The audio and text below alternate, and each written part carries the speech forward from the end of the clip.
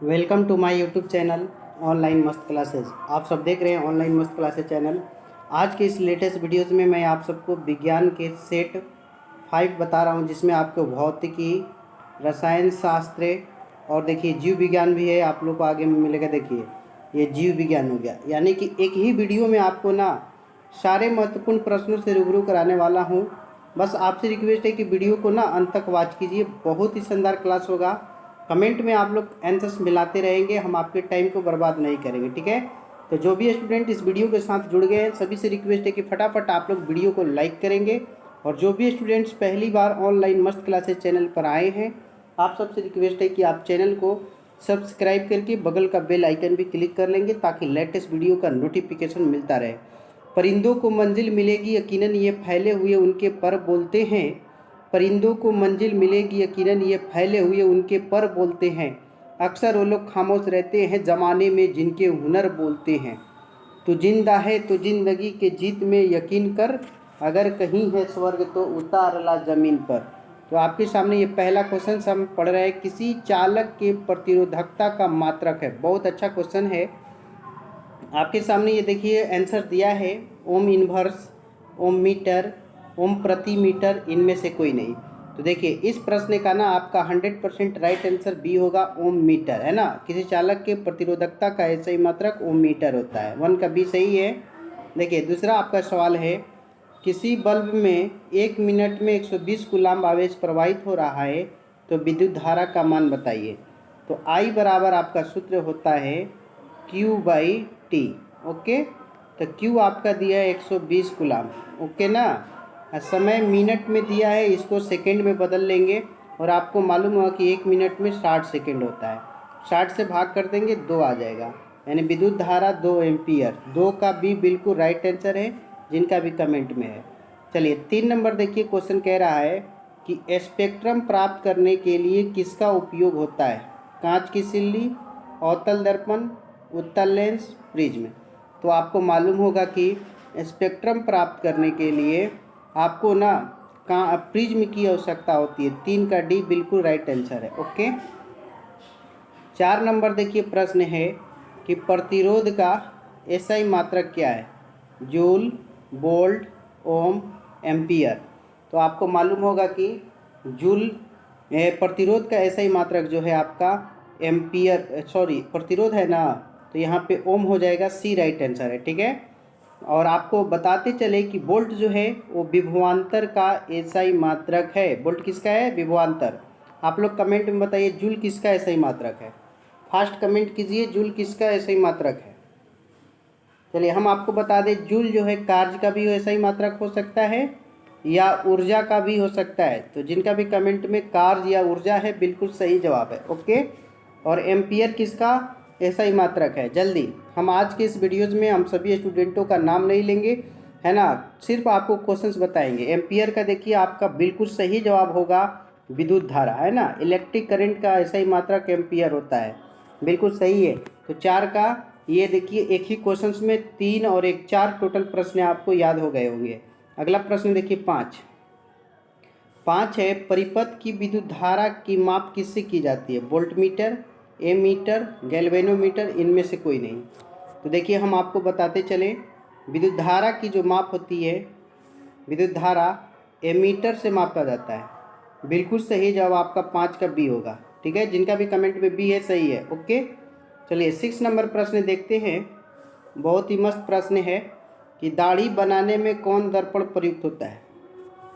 समतल, अवतल, उत्तल, इनमें से कोई नहीं। तो देखिए इस प्रश्न का आपका बिल्कुल सही जवाब बी हो जाएगा। अवतल दर्पण का दाढ़ी बनाने में प्रयोग होता है ना। 6 का बी राइट आंसर है। 7 नंबर फटाफट, किस उपकरण में धन और ऋण का चिन्ह नहीं होता है। एमीटर में, वोल्ट मीटर में, कुंडली में, विद्युत सेल में। तो देखिए जो ये देखिए कुंडली कॉइल को कहते हैं। जो कॉइल बनता है ना, उसमें प्लस माइनस का चिन्ह नहीं होता है, और इसलिए इस प्रश्न का आपका सही जवाब सी होगा। सी बिल्कुल सही जवाब है। ये सब क्वेश्चंस आपके लिए बहुत महत्वपूर्ण है, और ये 2023 में बोर्ड मॉडल के रूप में मैं कह रहा हूँ। इसमें से बहुत सारे प्रश्न एग्जाम में छपेंगे, ठीक है। चलिए 8 नंबर प्रश्न देखिए आपका कहता है कि सरल सूक्ष्मदर्शी में किसका उपयोग होता है? अवतल दर्पण, उत्तल दर्पण, अवतल लेंस, उत्तल लेंस। तो आपको मालूम होगा कि सरल सूक्ष्मदर्शी जो है उसमें ना आपका इस्तेमाल उत्तल लेंस का होता है। बिल्कुल इसका राइट आंसर डी सही है, उत्तल लेंस। 8 का डी जिनका भी कमेंट में सही है। ओके, चलिए हम आपको 9 नंबर प्रश्न से ले चलते हैं।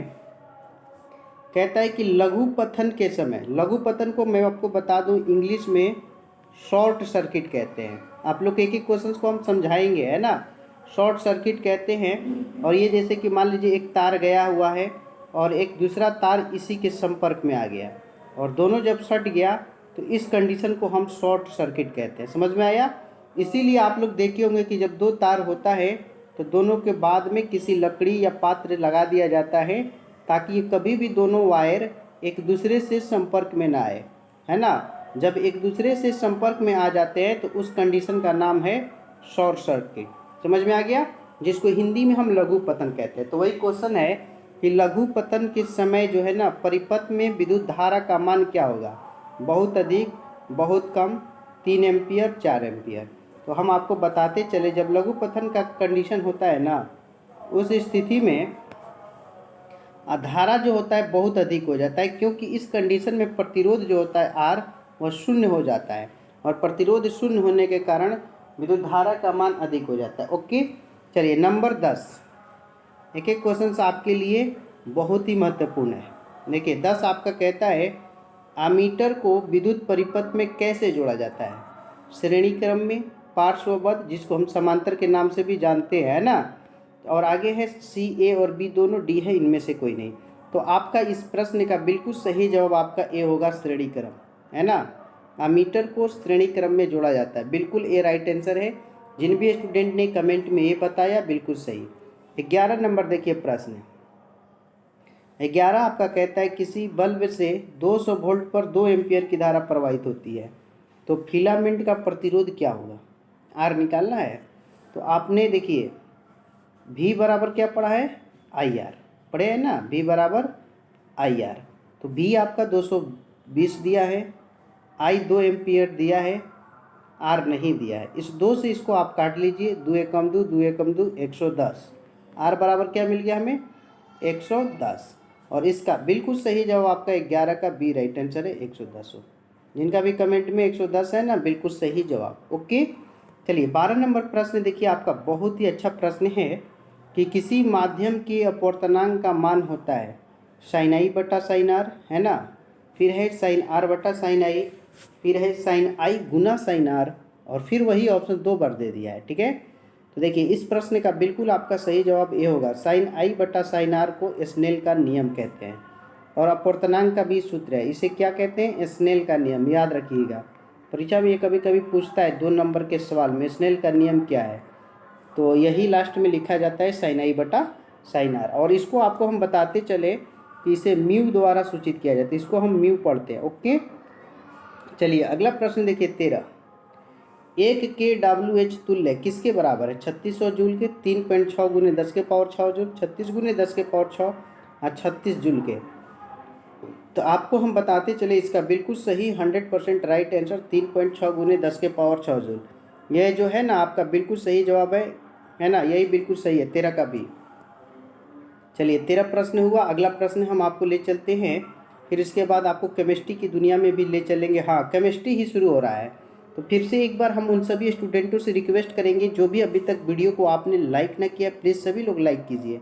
अभी बायोलॉजी भी है, लाइक कीजिए। और इस चैनल में जो भी स्टूडेंट्स पहली बार है, नीचे में एक लाल रंग का बटन होगा उसे सब्सक्राइब कर लेंगे ताकि इस तरह के वीडियो का नोटिफिकेशन आपको मिलता रहे। चलिए क्वेश्चन है कि निम्नलिखित में कौन सा उत्पाद लेड नाइट्रेट को गर्म करने पर प्राप्त होता है? PbNO3। लेड नाइट्रेट का सूत्र आपको होता है PbNO3। अगर इसको आप गर्म करेंगे तो क्या मिलेगा? बहुत अच्छा प्रश्न है। तो देखिए 4 ऑप्शंस गिवन है, इसमें से आपका 100% राइट आंसर NO2 होगा, है ना। नाइट्रोजन डाइऑक्साइड आपको प्राप्त होता है, नाइट्रस ऑक्साइड भी कहते हैं। बिल्कुल आपका 14 का भी सही है, जिनका भी कमेंट में। ओके, चलिए 15 नंबर प्रश्न देखिए। सोडियम क्लोराइड के जलीय विलयन से विद्युत धारा प्रवाहित करने पर यह वियोजित होकर सोडियम हाइड्रोक्साइड बनाता है। इस प्रक्रिया को क्या कहते हैं? क्लोर क्षार अपक्रिया, क्लोर अपक्रिया, वियोजन अपक्रिया, संयोजन अपक्रिया। तो हम आपको बता देंगे इसका। देखिए आप लोग फास्ट कमेंट कीजिए। देखिए वियोजन सोडियम क्लोराइड था, है ना, NaCl, इसका जलीय विलयन यानी कि H2O के साथ जब होता है तो विद्युत धारा प्रवाहित करते हैं तो ये सोडियम हाइड्रोक्साइड बना लेता है, NaOH, है ना, हाइड्रोक्स वियोजित होकर। तो वियोजित टर्म आने से आपका बिल्कुल सही जवाब सी हो जाएगा। ठीक है, सी बिल्कुल सही जवाब है। आगे देखिए 16 नंबर प्रश्न आपका कहता है निम्नलिखित में से कौन सही है। बहुत मस्त प्रश्न है और ये सूत्र दिया है आपको, इसमें से चूज करना है कौन फार्मूला सही है। तो देखिए आपका बिल्कुल सही जवाब बी हो जाएगा, Na2CO3 इंटू 10H2O। ठीक है, 16 का बी राइट आंसर है, Na2CO3 इंटू 10H2O। ये आपका सही जवाब है जिनका भी कमेंट में। और इसको हम देखिए सोडियम कार्बोनेट बोलते हैं, है ना, इसका क्या नाम है? Sodium carbonate. और आपको हम बताते चले ये सोडियम जो कार्बोनेट है ना, इसको धोबन सोडा के नाम से भी जाना जाता है ना। तो अगर एग्ज़ाम में आपको धोबन सोडा पूछे, सोडियम कार्बोनेट पूछे, सारे प्रश्न में आपको बी लगाना होगा। ठीक है, चलिए 17 नंबर प्रश्न देखिए, कहता है आपका निम्नलिखित में किसे चाकू से काटा जा सकता है। बहुत बार ये एग्जाम में पूछा हुआ प्रश्न है, लिथियम, कैल्शियम, कॉपर और आयरन। तो देखिए इस प्रश्न में देखिए अगर सोडियम आता ना तो सोडियम भी होता, लेकिन नहीं है। उसी श्रेणी में एक लिथियम भी आता है, इसको भी आप चाकू से काट सकते हैं। बिल्कुल ये राइट आंसर हो जाएगा। ओके, 18 नंबर देखिए आपका क्वेश्चन है कि निम्नलिखित में से किस हाइड्रोकार्बन में 3 आबंध होगी, यानी कि इस तरह का अगर तीन को आपको बॉन्ड मिलेगा, किस में? CH4 में, C2H6 में, C3H4 में, C3H8 में। तो हम आपको बताते चलें 3 आबंध आपको चाहिए, तो इसमें बिल्कुल आपका सही जवाब सी होगा, C3H4, C3H4, है ना। बिल्कुल 18 का सी राइट आंसर है। जिनका भी कमेंट में सी है बिल्कुल सही है। अब 19 नंबर प्रश्न देखिए, कहता है कि कार्बोनिलिक ग्रुप प्रतिकारक कौन है? Bond CHO, bond CO, COOH और बॉन्ड O। तो इसका देखिए बिल्कुल सही जवाब है ना, कार्बोक्सिलिक अम्ल है। तो बॉन्ड CHO एल्डिहाइड ग्रुप को इसका बोला जाता है। बिल्कुल 19 में ए जिनका भी कमेंट में है बिल्कुल सही है, इसको कार्बोनिलिक ग्रुप के नाम से भी जाना जाता है। ओके, 20 नंबर देखिए प्रश्न आपका कहता है कि निम्नलिखित में कौन सबसे अधिक अभिक्रियाशील है? कॉपर है, Hg है, Ag है, Au है। कॉपर, तांबा, सोना, चांदी, ये सब दिया हुआ है ऑप्शंस में। तो हम आपको बताते चले सोना तो एकदम नहीं अभिक्रियाशील है, उससे थोड़ा सा कम अभिक्रियाशील Hg आ जाता है। Hg के ऊपर C होता है। बिल्कुल आपका सही जवाब 20 का ए हो जाएगा। ठीक है, सॉरी 20 का ए नहीं, उससे भी ऊपर में Hg होता है, पारा होगा। पारा बिल्कुल सही है जिनका भी कमेंट में है। ओके, चलिए अगला प्रश्न देखिए, हम देखते हैं क्वेश्चन नंबर 21। बहुत अच्छा है कि एक कूलाम विद्युत आवेश में कितने प्रोटॉन होते हैं? 1.6 गुने 10 के पावर 19, 1.6 गुने 10 के 19, 6.25 गुने 10 के पावर 18 और 6.25 गुने 10 के पावर -18। तो इस प्रश्न का आपका 100% सटीक आंसर जो होगा ये आपका हो गया है बी, 1.6 गुने 10 के पावर 19। और माइनस हो जाता तो इलेक्ट्रॉन हो जाता। सॉरी इसमें गलत ऑप्शन दिया है, बी नहीं ए होगा, है ना।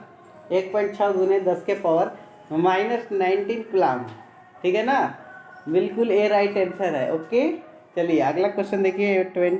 इसमें देखिए प्रोटॉन में प्लस होता है और इसके माइनस होता है।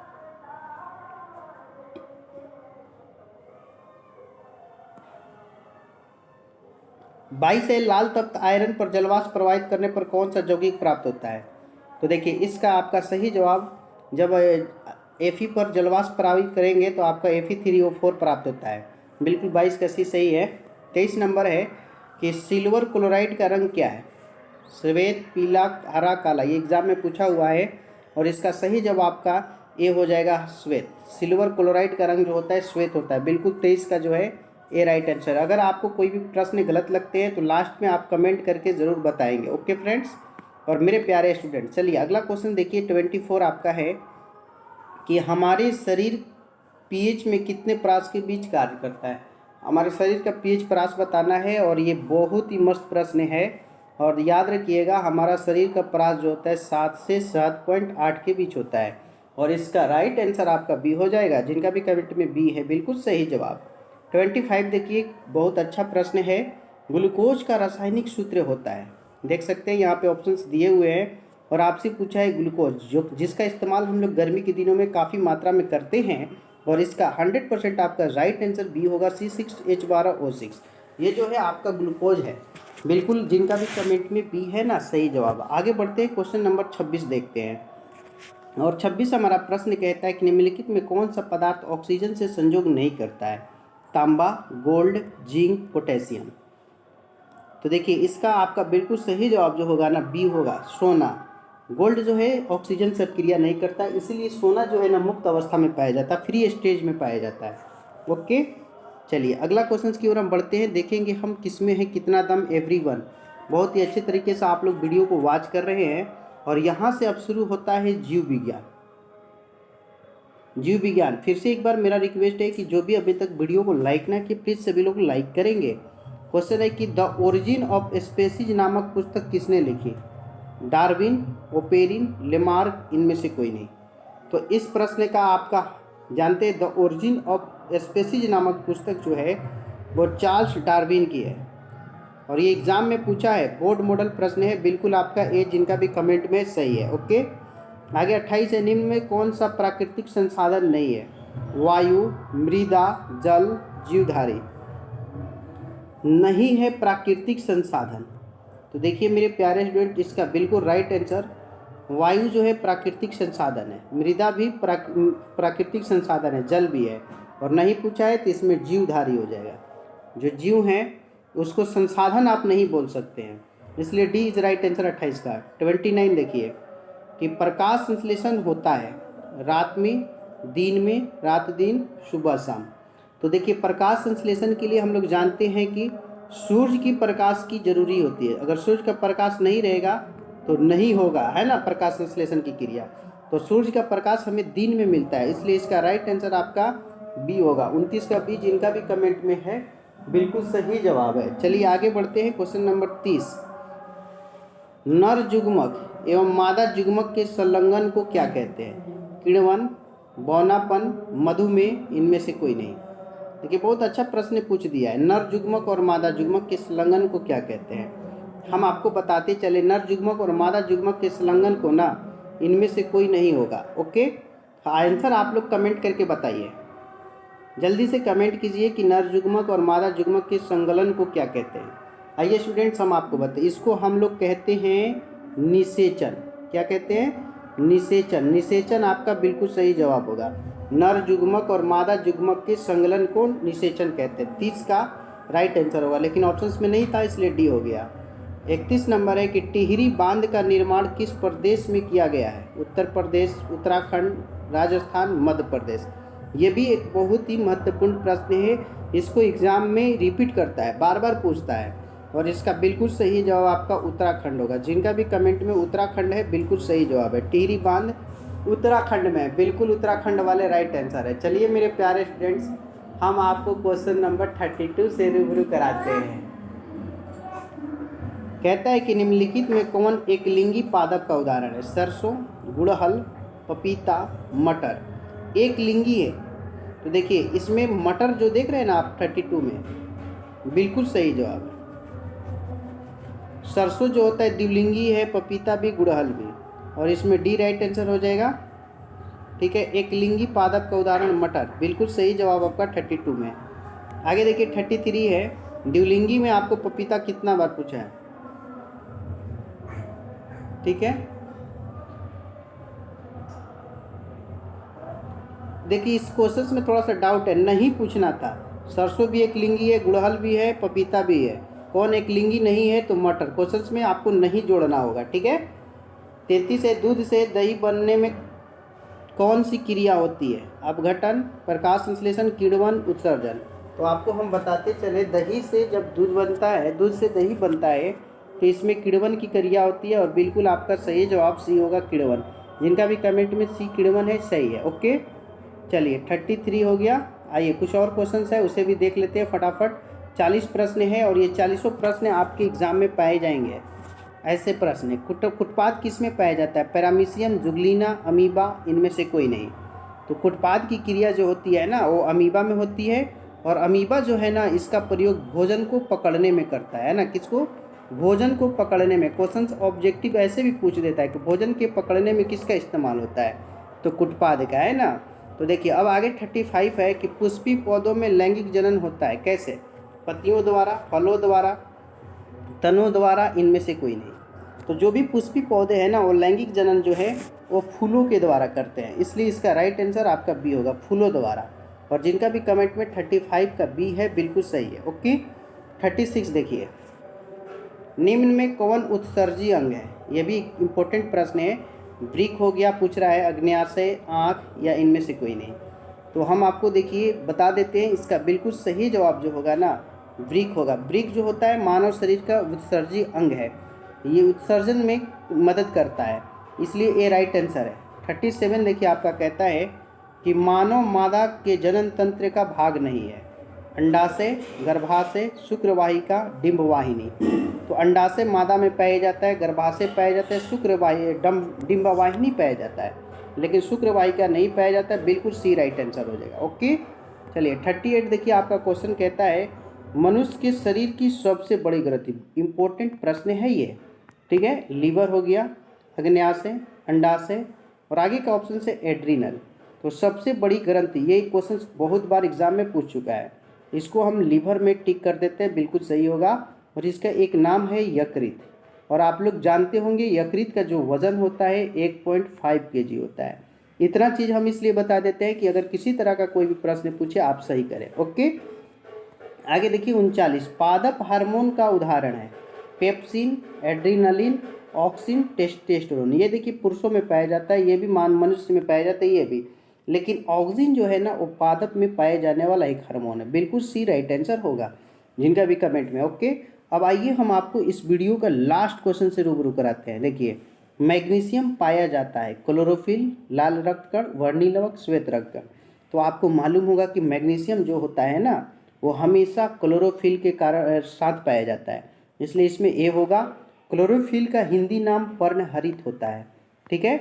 और पर्णहरित को रंग जो होता है वो हरा होता है, और यही इसके द्वारा सूर्य जो के माध्यम की उपस्थिति में प्रकाश संश्लेषण की क्रिया होती है। सारा चीज़ आपको हम टुड़ के बता दिए। ओके तो ये देखिए आपके लिए अच्छा होगा।